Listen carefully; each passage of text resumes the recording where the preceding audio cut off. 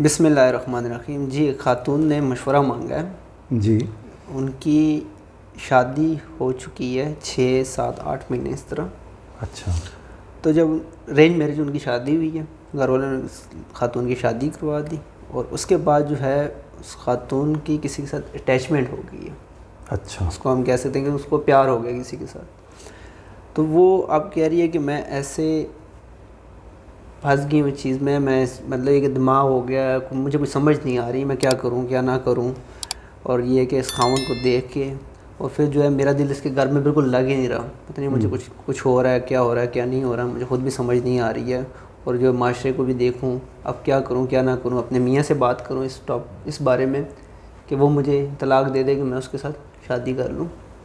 تو یہ جو مسئلہ ہے نا کہ شادی ہوگی ہے ارینج میرج میں اور پھر اس کا کسی سے دل لگ گیا, اپنے خاوند سے دل نہیں لگ رہا ہے, اس کے بارے میں آپ ذرا سمجھا دیں یا کیا مشورہ دینا چاہتے ہیں آپ خاتون کو؟ تشویشناک بات ہے.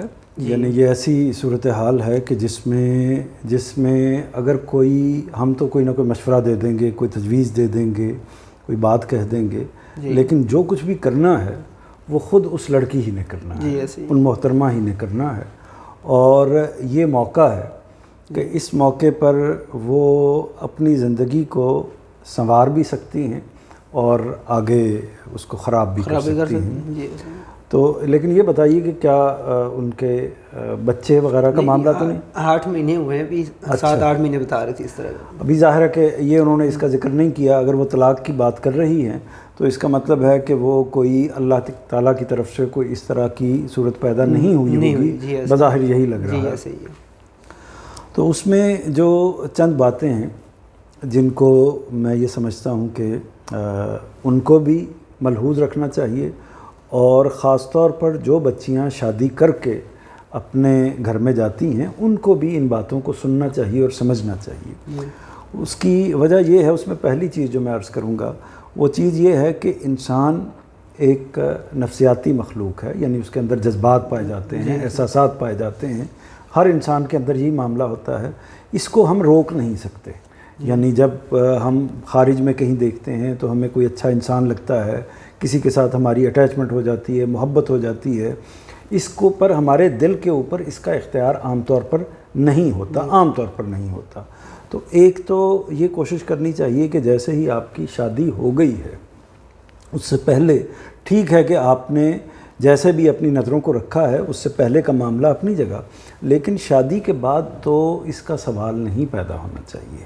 یعنی اس لیے پیدا نہیں ہونا چاہیے کہ ایک تو مذہبی لحاظ سے بھی یہ ٹھیک نہیں ہے, لیکن خود آپ کے اپنے گھر کی آبادی اور بربادی پر اس کا انحصار ہے. اگر آپ اس میں سوچ سمجھ کر فیصلہ کرنا چاہتی ہیں تو آپ کو پہلے تو اس کو کوشش کرنی چاہیے کہ یہ اس خیال کو ایک آپ شیطانی خیال سمجھیں.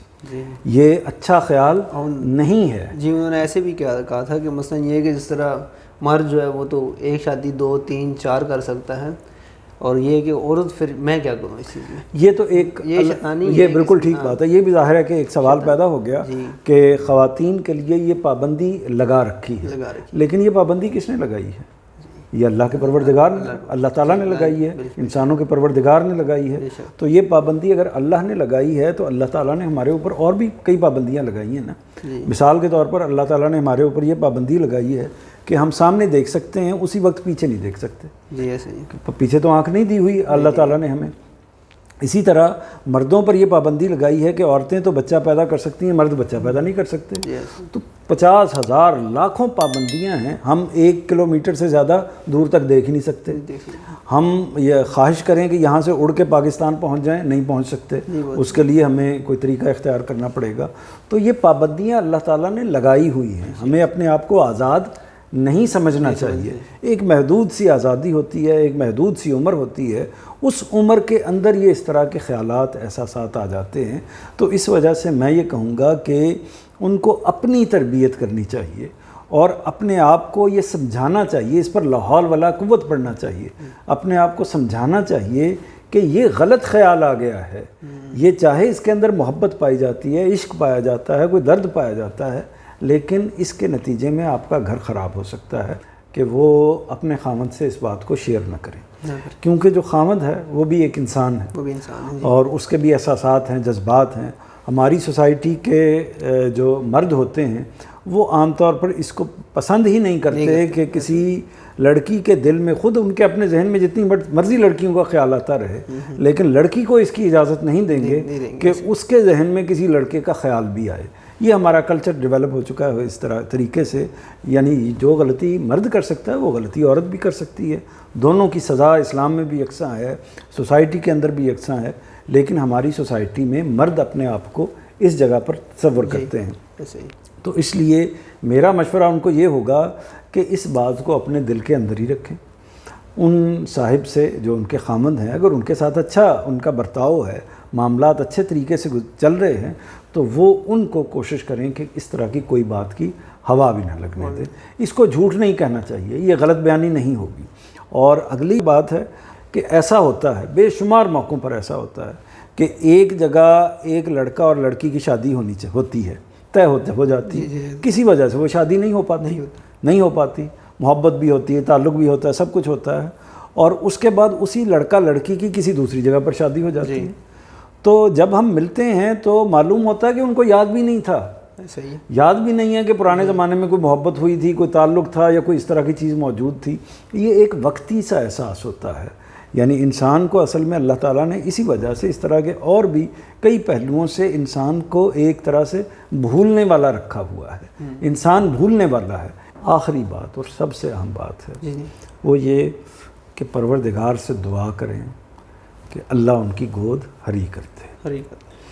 یعنی اللہ تعالیٰ اسی خامد سے ان کو اولاد کی نعمت عطا کرے, اس سے سب کچھ حل ہو جائے گا. یہ اگر مسئلہ آ گیا تو بچے کی جو اٹیچمنٹ, بچے کی محبت جو ہوتی ہے وہ 1000 انسانوں کے اوپر بھاری ہوتی ہے.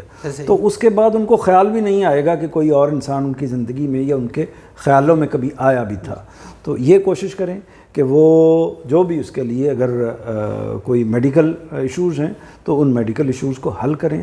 باقی اللہ تعالیٰ سے دعا کریں, اللہ تعالیٰ ان کی گود کو ہری کرے, اللہ تعالیٰ ان کو اچھی اولاد سے نوازے. اس کا نتیجہ یہ نکلے گا کہ وہ اپنی اسی زندگی کے اندر بہترین اپنی زندگی کو آگے لے کر چلیں گی. اور پھر ان کو بعض اوقات کئی دفعہ ایسا ہوتا ہے, یہ ایک اور اہم بات جو چلتے چلتے میں آخر میں ان کو کہنا چاہوں گا, وہ اپنی زندگی پر بھی نظر دوڑائیں اور اپنے آپ پر بھی دیکھیں. یعنی ہم کو بھی دیکھنا چاہیے اور ان کو بھی دیکھنا چاہیے. کئی دفعہ ایسا ہوتا ہے کہ ہم ایک مکان خرید لیتے ہیں, پلاٹ خرید لیتے ہیں, بعد میں پتہ چلتا ہے کہ وہ پلاٹ تو جو فلاں پلاٹ ہے وہ اس سے زیادہ اچھا تھا. اچھا, اسی طرح ہم ایک جاب کر لیتے ہیں, وہاں جاب کر کے کمٹمنٹ بھی کر لی, ساری بات طے کر لی, اور وہاں اپنے کچھ سال بھی گزار دیے. بعد میں پتہ چلا کہ اگر فلاں جگہ کر لیتے تو وہاں تو وقت گزر گیا, تو زیادہ بہتر تھا. اسی طرح ہم اپنے بچوں کے رشتے کرتے ہیں, رشتے کرنے کے بعد میں پتہ چلتا ہے کہ فلاں جگہ رشتہ مل رہا تھا, وہ رشتہ زیادہ اچھا تھا. تو یہ دنیا جو ہے وہ اسی طریقے سے چلتی ہے. اس کی وجہ یہ ہے کہ ہم ہر چیز کو دیکھ نہیں رہے ہوتے. تو یہ ایک محدود زندگی ہے, اس میں محدود ہماری نظریں ہیں, محدود مشاہدہ ہے.